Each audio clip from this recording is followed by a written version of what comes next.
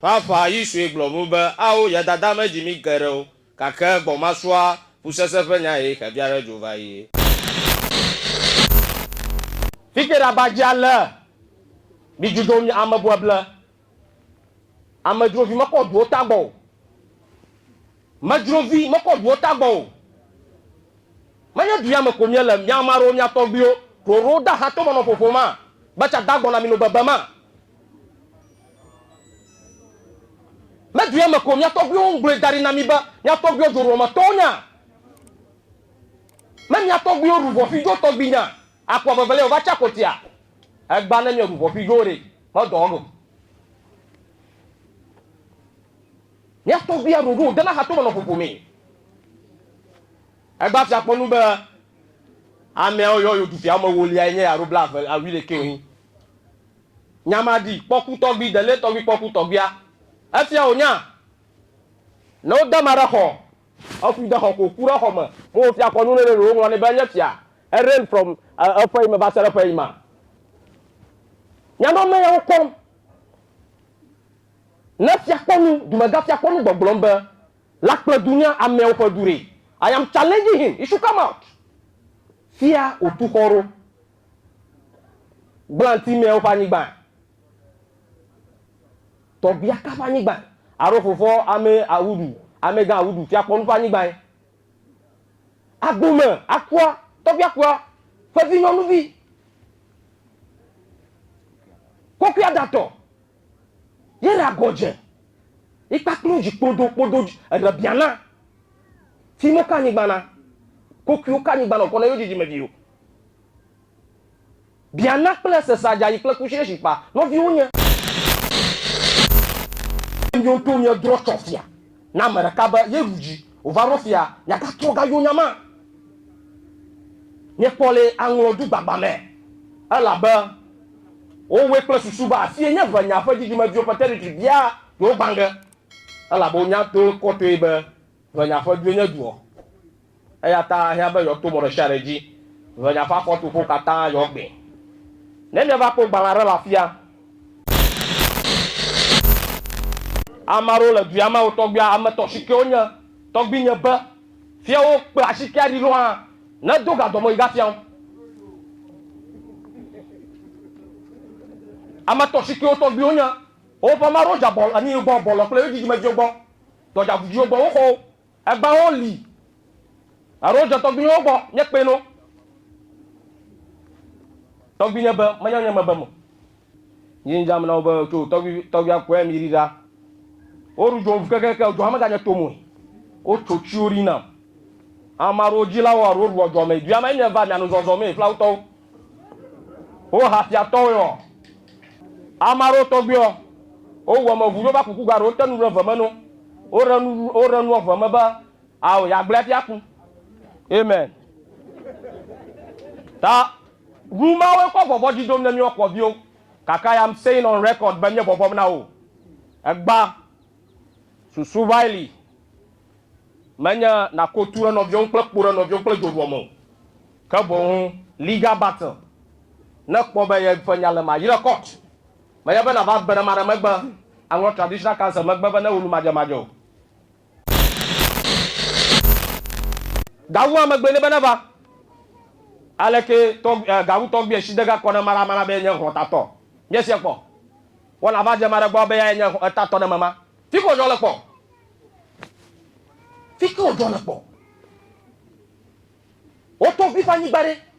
aleke na gbo be ya nya du fiale du na ba plani ba bu afia to hore di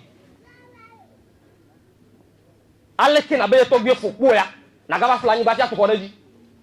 anya nya tafa fiko jo le po afia egba majibe ma dire record ji ma shama na sebe agbome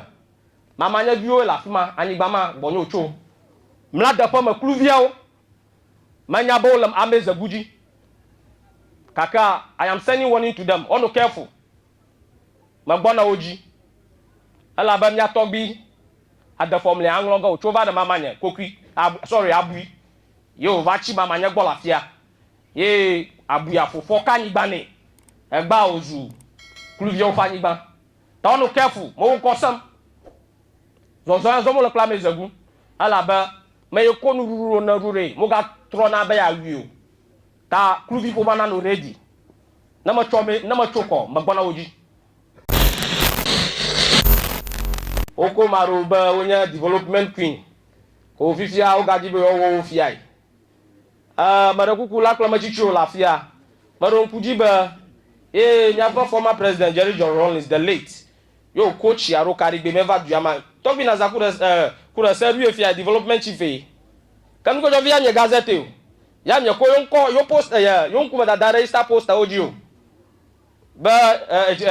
Jerry John Rawlings chief of Alaklo. Kaka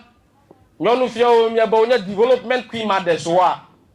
Mi ano yomba queen mother. Amoya ji ahafia poma oto ba yo nya dufia ya global na ye o ga jom governor development queen mother so. Roko ji be yo blenya ya bai afinya ya bai. Oroba o development queen mothers. Nenya ko fa ya ma estaza nya rure. O fa jingle o mi kwera. O ba to bia mezagu dufia. A sham dufia.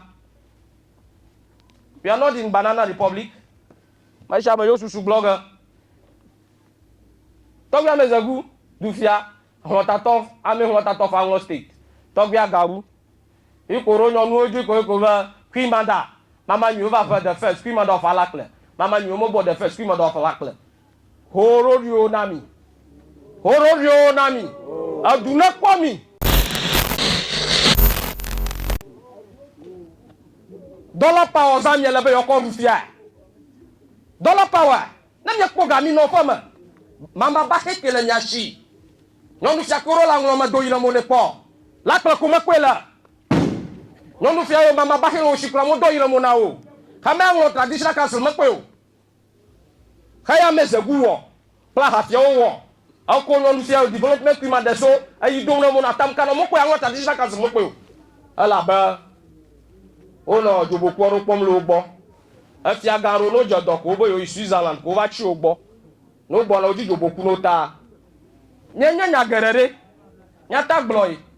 nya fia mala nya toy nya boy de jijifa ta na ma nya o ma go ma fuga afia garo no jodo la ngo fia o do Switzerland ko ba no ogbo ta o reciprocal yo pe o na ma ba Switzerland aja garo na me na koji na gbona aja dollar na ko ja ba lo na ta gbona ma ro fi ai o nuke ajojo mala àwọn traditional cancer dure kama e fi ajiro kata ajojo mla nglo àwọn traditional cancer ni yawo. I am challenging you to come out nyasi na joko be ya ma banish gala lakle mi o fi awre a chare iko samala miashi fifia esa dulisa ako samu kata miashi nanya duma vi yo saba ora fiare bo ina bay may go tiang sara kamale sho balaw lakla do na miasi yenye liameza gupla ifa duma garo onya duro moto me fila na aboni na onya blama nyanya oto ofofu na duro moto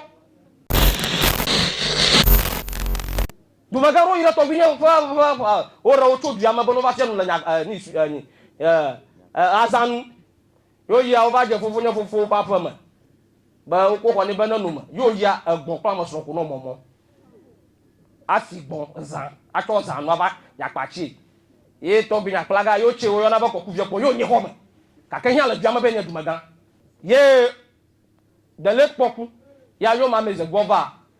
ameze guma ya yo me na baro obe ya ko ni gban to bi nya gbo va va bien mo me ya ku ko na ba no yo to be kama nya ba ni ba to nye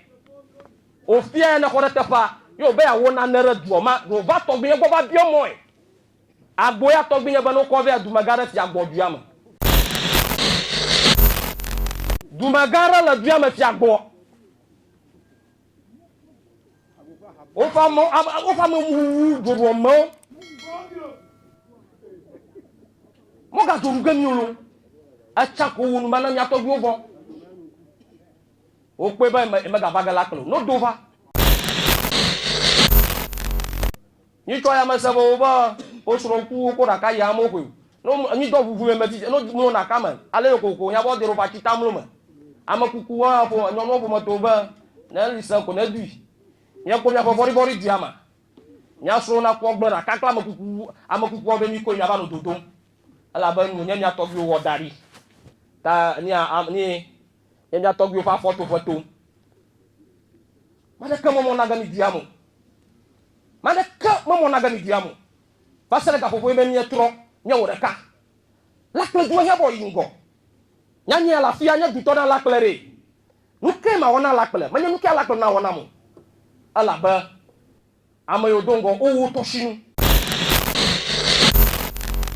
ala ba to bi yeto do ala do ma fi to bi over ta enye o jojo manya pa blog no amaro so o to bi o ma so mo la toko amba sro yo mo la toko ashiba diama kaka gba o kokom o ba jijimo jo kokom o to bi o ma sro yo mo la toko they should come forward kapo ni ni to bi nya kapo ni gba e ko chingale be diamo o repani agba mi asi ma dokon va biara brekiga enya ba oba lakple mo nyavu lapai alakple nyigba e kenya lantama nyigba gava chalawe ba bie togbin okweno agba mi asi duana si chalawe no kumaji gba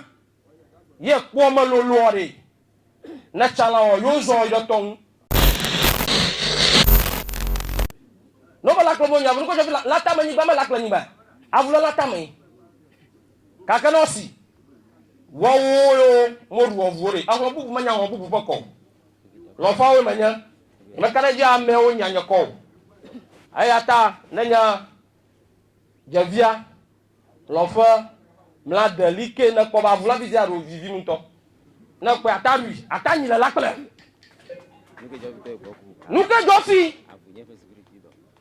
o fafia to bi poku de late atolia na yero yo famele islegon avuli abo mewe amaya oru ko nyablam